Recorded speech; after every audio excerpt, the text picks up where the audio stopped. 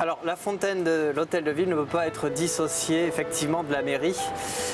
Elle est comme une vitrine artistique, c'est une enseigne.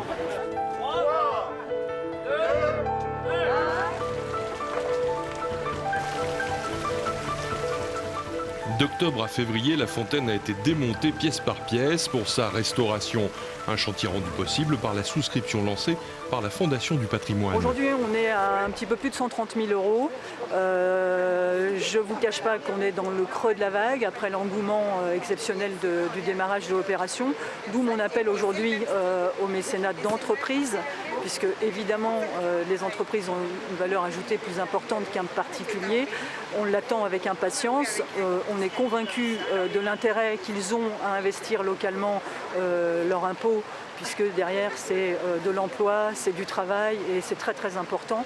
Donc moi je ne peux faire qu'un appel à toute la société civile, bien entendu. J'ai retrouvé ça dans mes archives.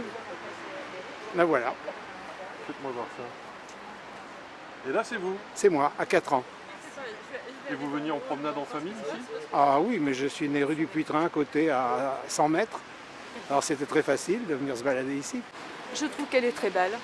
Oui, oui, j'ai toujours trouvé très belle et je trouve que ce serait dommage qu'elle ne soit pas rénovée au fil du temps, qu'elle ne perdure pas. C'est un endroit où vous vous promenez de temps en temps?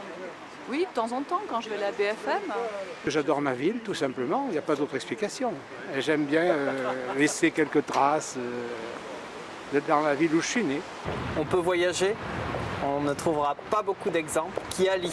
Alors certes, le granit rose, le bronze, assez familier, mais on trouve là de la porcelaine de Limoges, donc la blancheur assez sensuelle de la porcelaine, rehaussée avec des décors peints, dans une thématique aquatique, les nénuphars, les vagues, mais aussi on va trouver dans la statuaire des dauphins, notamment en bronze.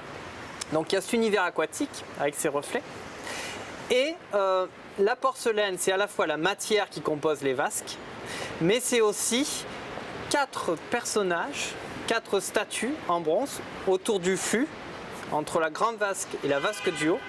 Il y en a 4 et chacun représente des étapes de fabrication de porcelaine. Techniquement, c'était un gros chantier, notamment parce qu'il n'y avait pas ou peu de documentation ou de plans. Donc pas de cote, après, bon, après on démonte préconisalement, on fait des plans, des photos, voilà, pour pouvoir après le remonter ou retrouver l'aspect et retrouver aussi comment ils l'ont monté, quoi. Voilà, c'est le sens. Aujourd'hui, on a une documentation qui voilà, vous manquait, en fait. voilà.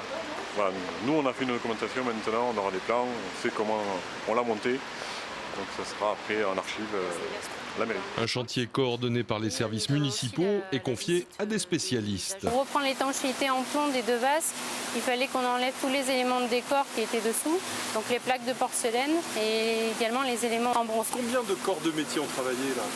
Alors il y a eu 4 corps de métier. Il y a eu les étancheurs, donc les couvreurs. Il y a eu les électriciens et hydrauliciens. Il y a eu des serruriers et des maçons. Les donateurs ont été reçus à l'hôtel de ville, l'occasion de donner des informations sur les opérations de restauration de la maison commune, avec un prochain objectif, la salle Louis Longequeux au 2e étage du bâtiment.